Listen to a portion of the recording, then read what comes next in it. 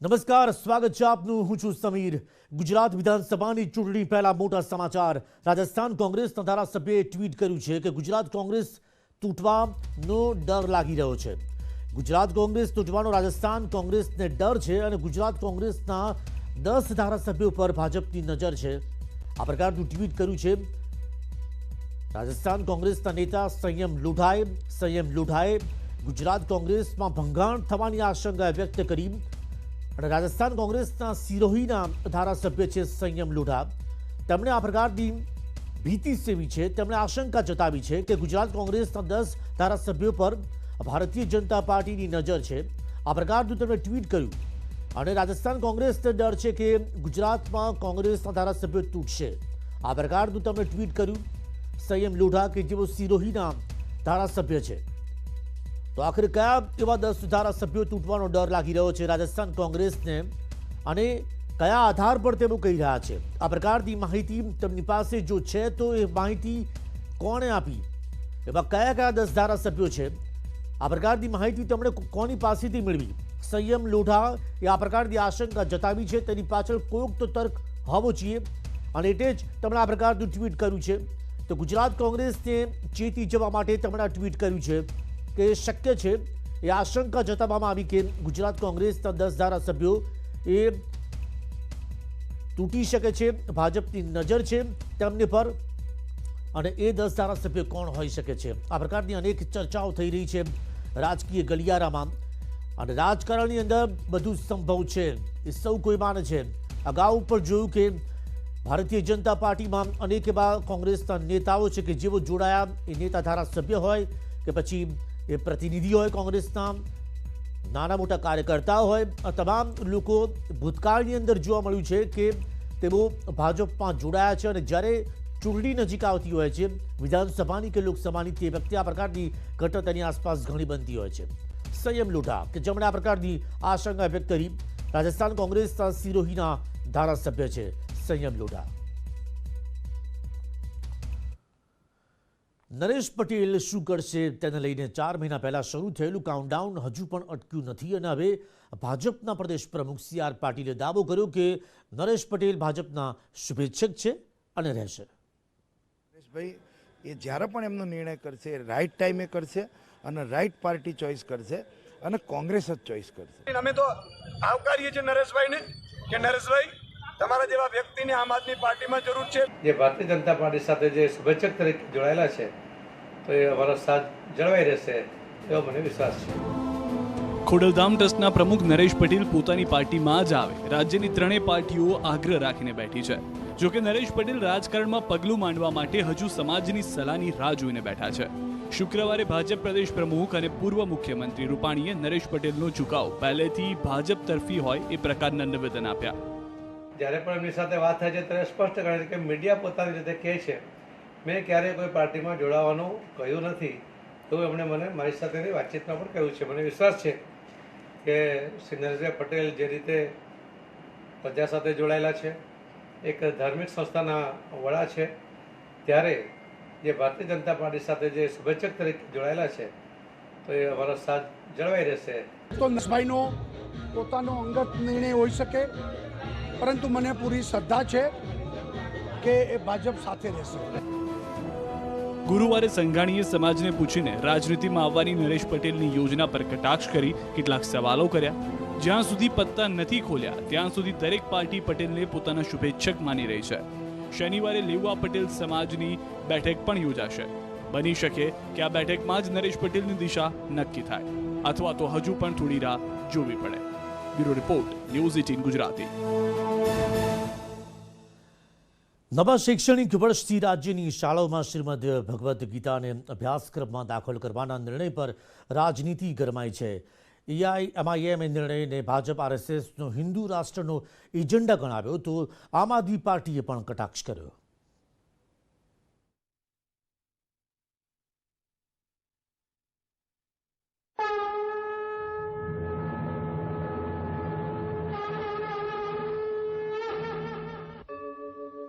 यदा यदा हि धर्मस्य ग्लानिर्भवति भारत अभ्युत्थानम् अधर्मस्य तदात्मानं सृजाम्यहम्। રાજ્યમાં ધોરણ 6 થી 12 માં શ્રીમદ ભગવદ્ ગીતાને અભ્યાસ તરીકે દાખલ કરવાનો નિર્ણય શું થયો? તથાકથિત બિનસાંપ્રદાયિક પાર્ટીઓ ઉખડી ઉઠી. સૌથી પહેલા ઓવેસીની પાર્ટી એઆઈએમઆઈએમે ઉઠાવ્યા સવાલ અને આરોપ લગાવ્યો છે કે આ પ્રકારના નિર્ણયથી ભાજપ અને આરએસએસ હિન્દુ રાષ્ટ્રનો એજન્ડા આગળ વધારવા માંગે છે. सिर्फ गीता ही क्यों, उनको कुरान भी पढ़ाना चाहिए, उनको गुरु ग्रंथ साहिब भी पढ़ाना चाहिए, उनको रामायण भी पढ़ानी चाहिए, उनको बाइबल भी पढ़ानी चाहिए और जितने भी धर्म ग्रंथ उन सबको पढ़ाना चाहिए. गीता पढ़ाना या और सारे जो फैसले भाजपा और संघ परिवार की जो सरकारें हैं वो ले रही हैं, उसके पीछे का एक बहुत क्लियर एजेंडा है कि वो हिंदू राष्ट्र की जो अपनी परिकल्पना है उसको लागू करना चाहते हैं.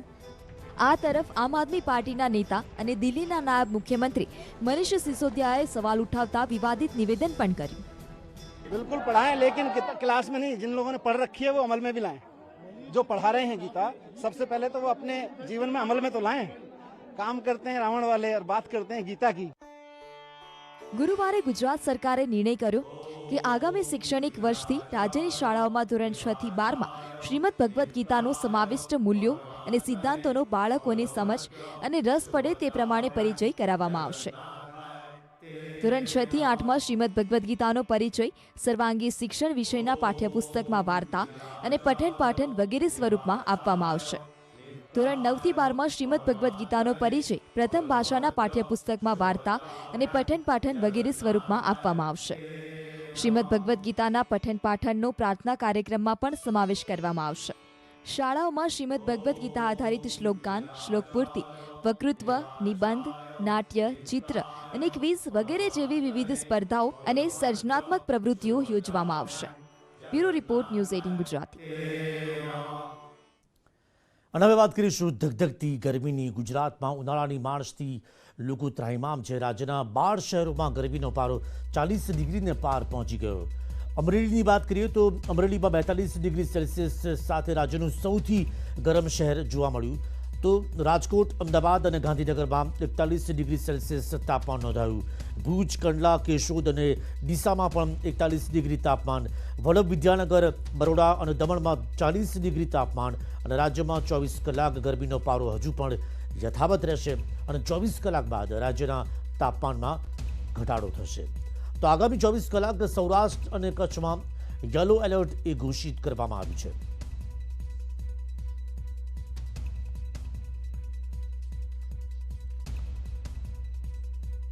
તો ગરમીનો પારો જે દઝાડી રહ્યો છે, આગામી 24 કલાક સૌરાષ્ટ્ર અને કચ્છમાં યલો એલર્ટ ઘોષિત કરવામાં આવ્યું છે. 12 શહેરોમાં ગરમીનો પારો 40 ડિગ્રી સેલ્સિયસને પાર પહોંચી ગયો. તો આગામી 24 કલાક ગરમીનો પારો યથાવત રહેશે અને 24 કલાક બાદ રાજ્યના તાપમાનમાં ઘટાડો થશે.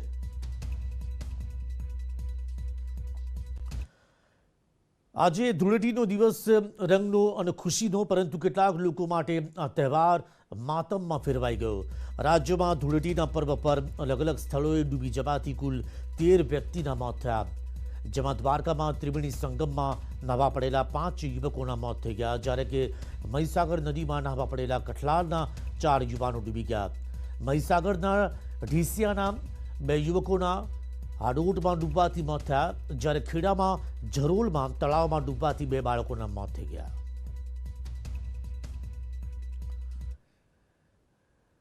વિધાનસભામાં બુટલેગરોના નામ જાહેર કર્યા બાદ હવે ધારાસભ્ય જ્ઞાનીબેન ઠાકોરે ખુદ બુટલેગરને ઉઘાડા પાડવાની શરૂઆત કરી દીધી છે. જ્ઞાનીબેન ઠાકોરે રાત્રે 3 વાગે યુવાનોને સાથે રાખીને ભાભરથી કોતરવાડાની કેનાલ ઉપરથી એક પિકઅપ વાનમાં મોટી માત્રામાં હેરાફેરી થતો દારૂનો જથ્થો પકડી પાડ્યો. બનાસકાંઠામાં દારૂની રેલમછેલ.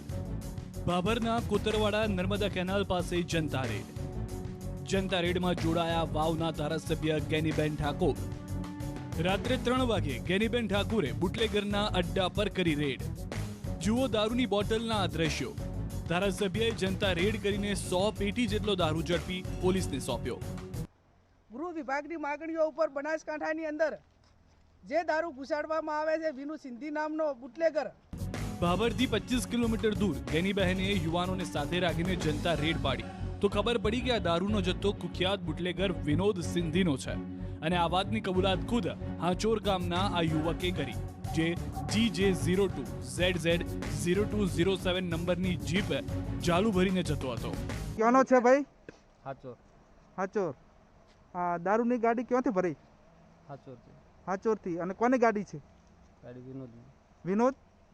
વિનોદ તો વિનોદ નામ છે મનુષ્ય સાહેબ. આખું નામ કે? ખબર નહીં. આખું નામ કે? આખું નામ કે? વિનોદ? આખું નામ નહીં આવતું. હું કહું નહીં આવડતું. સિંધી નામ પેલા કહી દઉં પણ આવતું નહીં. શું નામ? વિનોદ સિંધી. 6 માર્ચના રોજ વાવના કોંગ્રેસના ધારાસભ્ય ગેનીબેન ઠાકોર દ્વારા વિધાનસભા ગૃહમાં રજૂઆત કરાઈ હતી કે કુખ્યાત બુટલેગરે બનાસકાંઠા જિલ્લાની ચેકપોસ્ટ પરથી મોટા પ્રમાણમાં દારૂ ગુજરાતમાં ઘુસાડવાનું શરૂ કર્યું છે. ધૂળેટીના દિવસે રંગોત્સવ તો બહુ ઉજવાયા, પણ મહેસાણાના વિસનગરમાં યોજાતા ખાસડા યુદ્ધે આ વખતે પણ એટલી જ રોમાંચકતા જગાડી.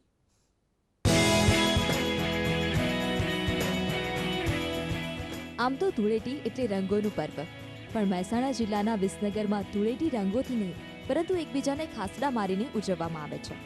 છેલ્લા 100 વર્ષથી ચાલી આવતી આ પરંપરા ખાસડા યુદ્ધ તરીકે ઓળખાય છે. એવી પણ લોકવાયકા છે કે આ ઉજવણી દરમિયાન જેને ખાસડું વાગે તેનું આખું વર્ષ સારું જાય છે. જો કે સમય જતાં આ ખાસડા યુદ્ધમાં શાકભાજીનો પણ ઉમેરો થયો.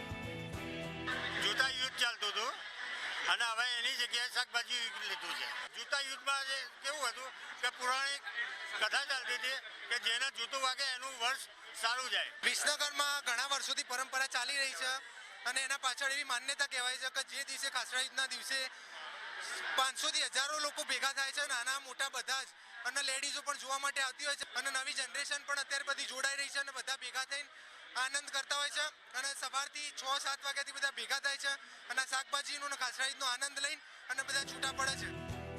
ધૂળેટીના દિવસે વિસનગરના મંડી બજારમાં મોટી સંખ્યામાં લોકો એકઠા થાય છે. શહેરના ઉત્તર અને દક્ષિણ વિભાગના લોકોના જૂથો સામસામે ખાસડા યુદ્ધ ખેલે છે. ત્યારબાદ ચોકમાં ખજૂર ભરેલો ઘડો મેળવવા બંને જૂથો વચ્ચે પરંપરાગત ઘર્ષણ પણ થાય છે. યુદ્ધ પૂરું થતાં વિજેતા જૂથ સમગ્ર વિસ્તારના ઘરે ફરીને ખજૂર ઉઘરાવીને લોકોને વહેંચે છે. આમ તો કોઈને શાકભાજી કે ખાસડું છૂટું મારવામાં આવે તો ઝઘડા થઈ જાય, પરંતુ ધૂળેટીના દિવસે વિસનગરમાં કોઈ પણને શાકભાજી કે ખાસડું મારવાની છૂટ છે. લોકો હોશે હોશે ખાસડા અને શાકભાજીનો માર ખમે છે. કેતન પટેલ, ન્યૂઝ 18 ગુજરાતી, વિસનગર. આપણે ગુજરાતમાં જોઈશું વધુ કેટલાક સમાચાર બ્રેક બાદ.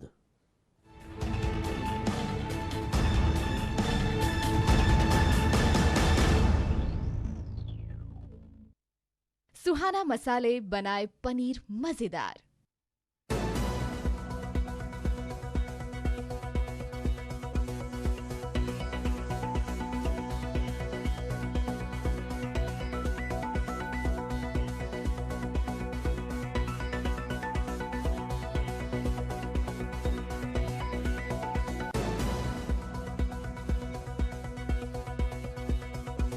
સુહાના મસાલે બનાए पनीर मजेदार. તો 70 ફૂટ ઊંચા કલરના ફુવારા પણ ઉડાડવામાં આવ્યા. બોટાદમાં સાળંગપુર મંદિરમાં ભક્તો રાસ ગરબે ઝૂમ્યા હતા. ભક્તોએ સંગીતના તાલે ધૂળેટી પર્વની કરી ઉજવણી. દ્વારકામાં ફૂલડોલ ઉત્સવની ધામધૂમપૂર્વક ઉજવણી. બપોરે 1:30 થી 3:30 સુધી ઉજવાશે ફૂલડોલ ઉત્સવ. લાખોની સંખ્યામાં ફૂલડોલ ઉત્સવના દર્શન કરવા ભક્તો પણ પધાર્યા. તો વહેલી સવારે લોકોએ ગોમતી નદીમાં કર્યું સ્નાન. દ્વારકાધીશ મંદિરમાં માનવ મહેરામણ ઉમટ્યું. ફૂલડોલ ઉત્સવ હોવાથી દ્વારકાધીશ મંદિરમાં ખાસ ઉજવણી. દ્વારકાધીશ મંદિરમાં ભક્તોની લાંબી લાઈનો પણ જોવા મળી. જામનગરમાં કૃષ્ણ પ્રણામી ધર્મની આદ્યાપીઠ નવતાપુરી ધામમાં ફૂલડોલ ઉત્સવની ઉજવણી કરવામાં આવી. જ્યારે ધૂળેટીના પર્વ નિમિત્તે પરંપરાગત હોળીના ધોળ અને પદગાયની ઉજવણી કરવામાં આવી. તો ફૂલડોલ ઉત્સવમાં કૃષ્ણમણીજી મહારાજ પણ ઉપસ્થિત રહ્યા. જામનગરમાં હોલિકા દહનની રાત્રિએ શ્રેષ્ઠીઓ દ્વારા ગેરૈયા તરીકે રમત રમવાની પરંપરા હજુ પણ યથાવત. આ વર્ષે પણ હોળી નિમિત્તે ગ્રામ્ય વિસ્તારમાં લોકોએ નાળિયેર ફેંક્યા, દડાથી દડાને નિશાન લગાવી અને શરદ જેવી વિવિધ રમતો પણ રમાઈ. અરવલ્લીના મેઘરજ તાલુકાના પાઠીવાડા ગામમાં જૂની પરંપરા મુજબ હોળીની ઉજવણી. પાઠીવાડા ગામમાં 10 થી 12 હજારની વસ્તી. લોકો વિદેશથી પોતાના વતનમાં હોળી મનાવવા આવે છે. નર્મદા જિલ્લામાં આદિવાસી સમાજ 5 દિવસ સુધી ધૂળેટી પર્વ મનાવશે. આદિવાસીઓ પરંપરાગત આદિવાસી વસ્ત્રો ધારણ કરી પર્વની ઉજવણી કરશે, તો લોકોએ રાજપીપળાના બજારોમાં નૃત્ય કરી આકર્ષણ જમાવ્યું. અમદાવાદના હાટકેશ્વરમાં કાર્તિકી સ્વામી મંદિરથી પરંપરાગત કાવડિયાઓ સાથે રથયાત્રાનું પ્રસ્થાન કરાવાયું. ગણેશ સાથે શિવ પરિવારના રથો ભવ્ય રીતે હાટકેશ્વર ખોખરાના માર્ગ ઉપર જોવા મળ્યા. ધૂળેટીના દિવસે અંબાજી મંદિરમાં પૂનમની મંગળા આરતી કરવામાં આવી. મોટી સંખ્યામાં શ્રદ્ધાળુઓ મંદિરે પહોંચ્યા. સુરેન્દ્રનગરના ચોટીલા ચામુંડા મંદિરે ફાગણ માસની પૂનમની ઉજવણી. મોટી સંખ્યામાં ભક્તો પહોંચ્યા. 1 લાખથી પણ વધારે ભક્તોએ માના કર્યા દર્શન. નરેશ પટેલ અંગે પ્રદેશ ભાજપ પ્રમુખ CR પાટીલનો દાવો. નરેશ પટેલ શુભેચ્છક તરીકે ભાજપ સાથે જ રહેશે. નરેશ પટેલ અંગે પૂર્વ CM વિજય રૂપાણીએ મોટું નિવેદન આપ્યું. કહ્યું કે મને શ્રદ્ધા છે કે નરેશ પટેલ ભાજપ સાથે રહેશે. રાજકારણમાં પ્રવેશ અંગે તેમનો વ્યક્તિગત નિર્ણય હશે. નેતાઓ સાથે રંગે ધૂળેટીના રંગમાં નેતાઓ પણ રંગાયા. પૂર્વ મુખ્યમંત્રી વિજય રૂપાણીએ રાજકોટમાં ભાજપના કાર્યકર્તાઓ સાથે કરી ઉજવણી, તો વડોદરાના સાંસદ રંજનબેન ભટ્ટે પણ ધૂળેટી ઉજવી. ધોરાજીના ઉપલેટાના કોંગ્રેસના ધારાસભ્ય લલિત વસોયાએ રમી ધૂળેટી. પરિવારજન સાથે અબીલ ગુલાલથી રમ્યા ધૂળેટી. આ સાથે જ લોકોને ધૂળેટીની પાઠવી શુભકામના. ઉમરપાડાના વાડી ગામે આદિવાસી પરંપરા મુજબ હોળીની કરાઈ ધામધૂમથી ઉજવણી. માજી કેબિનેટ મંત્રી ગણપત વસાવા પણ રહ્યા હતા હાજર. આદિવાસી પરંપરા મુજબ હોળીના ગીતો ગાઈ હોલિકા દહન કરાયું. કનોડિયા પરિવારમાં ઉજવાયો ધૂળેટીનો તહેવાર. મહેશ અને નરેશ કનોડિયાના અવસાન બાદ કનોડિયા પરિવારની પહેલી ધૂળેટી. હિતુ કનોડિયા અને મોનાથીબાએ લોકોને પાઠવી શુભકામના. છોટાઉદેપુરના બોડેલીમાં પોલીસ કર્મચારીએ હોળીની ઉજવણી કરી. પોલીસ સ્ટેશન ગ્રાઉન્ડમાં પોલીસ અધિકારીઓ ડીજેના તાલે ઝૂમ્યા. રંગબેરંગી કલર લગાવી ધૂળેટીની ઉજવણી કરાઈ. ડાકોરના રંગે ચંગે ઉજવાયો ફૂલડોલ ઉત્સવ. જ્યારે ફૂલ અબીલ ગુલાલ વડે રંગાયા ડાકોરના ઠાકોર અને શ્રદ્ધાળુઓ. મોટી સંખ્યામાં ખૂબ ઉત્સાહ સાથે ભક્તોએ હોળી ધૂળેટીનો પર્વ ઉજવ્યો. કોરોનાના 2 વર્ષ પછી ફરી એક વખત ધૂળેટીમાં રંગાયું અમદાવાદ. શહેરના અનેક પાર્ટી પ્લોટ, ફાર્મ હાઉસ અને ક્લબોમાં ધૂળેટીનું આયોજન. રેન ડાન્સ, ડીજેના તાલે લોકોની ઉજવણી. અમદાવાદમાં રંગોત્સવની ભવ્ય ઉજવણી. શહેરના આકાશ રેસિડેન્સીમાં ધામધૂમપૂર્વક ઉજવણી. રેન ડાન્સ સાથે ડીજેના તાલે ઝૂમ્યા લોકો. અબીલ ગુલાલની છોડો ઉડાડી અને ધૂળેટીની ઉજવણી કરાઈ. મહેસાણામાં વોટર પાર્કમાં લોકોએ રંગોત્સવની ઉજવણી કરી. લોકોનો આ વર્ષે ધૂળેટીમાં ભારે ઉત્સાહ જોવા મળ્યો. આગ ઉગતી ગરમી હોવાથી વોટર પાર્કમાં લોકોએ ઉજવણી કરી. વલસાડના તિથલ દરિયા કિનારે મોટી સંખ્યામાં લોકો ઉમટ્યા અને ધૂળેટીની ઉજવણી કરી. કોરોનાના 2 વર્ષ બાદ તિથલના દરિયા કિનારે આ વર્ષે ખુલ્લો હોવાથી ઉત્સાહનો માહોલ. દરિયા કિનારે લોકો એકબીજાને રંગોની છોડો ઉડાડી ધૂળેટીની પર્વની શુભકામના પાઠવી. વડોદરાના પોલીસ કમિશનર દ્વારા ધૂળેટીની ઉજવણી. પોલીસના તમામ અધિકારીઓ ઉપસ્થિત રહ્યા. પોલીસ કમિશનરે તમામ પોલીસ કર્મીઓ સાથે રમી ધૂળેટી. વડોદરાના કમાટી બાગમાં ઉત્સાહભેર ઉજવવામાં આવી ધૂળેટી. મોર્નિંગ વોક ગ્રુપે કરી રંગોના તહેવાર એવા ધૂળેટીની ઉજવણી. મોરબી પોલીસે ઉજવ્યો ધૂળેટી પર્વનો તહેવાર. મોરબીના પોલીસ કર્મીઓએ પરિવારજનો સાથે રંગે ચંગે કરી ધૂળેટીની ઉજવણી. કોરોના કાળ બાદ પ્રથમ વખત મોરબી પોલીસે કર્યું ધૂળેટી.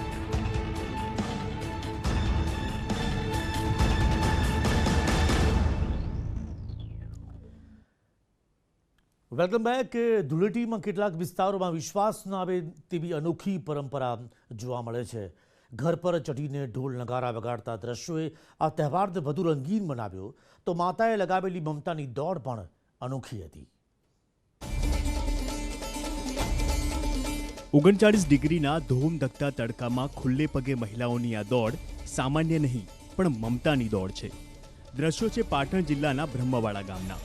અહીં દર વર્ષે પરંપરા મુજબ પ્રથમ પુત્ર હોય એવી જનેતાઓ અનોખી દોડ લગાવે છે. પ્રથમ આવનાર મહિલાનો પુત્ર આજીવન તંદુરસ્ત અને મજબૂત બને તેવી માન્યતા છે. દોડ પહેલા પૂજારી દ્વારા મહિલાઓના હાથ બાંધી શ્રીફળ, સાંકળ અને ત્રિશૂળ અપાય છે. આ વખતે પણ પોતાના પુત્રના સ્વાસ્થ્ય માટે માતાઓએ ગોગા મહારાજના મંદિરેથી વેરાય માતાના મંદિર સુધી 1.5 કિલોમીટર સુધી ખુલ્લા પગે દોડ લગાવી. હું ન્યૂઝીલેન્ડથી આવી છું મારા છોકરાની જેમની આ પ્રથા પૂરી કરવા માટે. બ્રાહ્મણવાડા ગામમાં આ પ્રથા લગભગ 700 વર્ષ ઉપરાંતથી ચાલતી આવે છે, જેમાં ગોગ મહારાજના મંદિરથી છેક વારાહી માતાના મંદિર સુધી બહેનો ખુલ્લા પગે ચાલતી હોય છે. એવું કહેવામાં આવે છે કે જે પહેલાં બેન પહોંચે એમનો પુત્રનું સ્વાસ્થ્ય સારું રહે છે, એને લાંબુ આયુષ્ય મળે છે.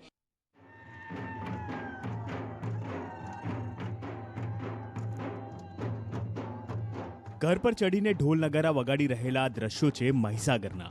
સંતરામપુર, કડાણા અને ખાનપુર તાલુકા આદિવાસી લોકોએ વર્ષો જૂની પ્રથા જાળવી રાખી છે. આદિવાસી લોકોમાં મરણ થયેલા હોય તેમના ઘરે શોક ભગાવવાની પ્રથા હોય છે. પ્રથા અનુસાર ગ્રામ્ય વિસ્તારમાં શોક ભગાવવા ઘર પર ચડી ઢોલ નગારા વગાડવામાં આવે છે. Bureau report, news 18 Gujarati.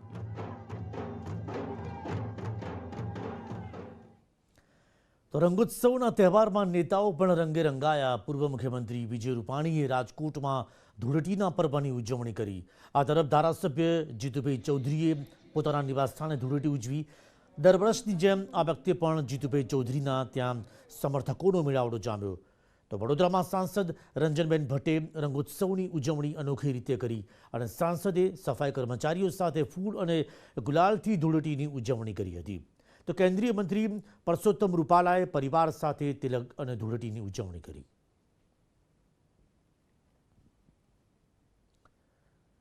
આપણું ગુજરાતમાં અત્યારે બસ આટલું જ. નમસ્કાર.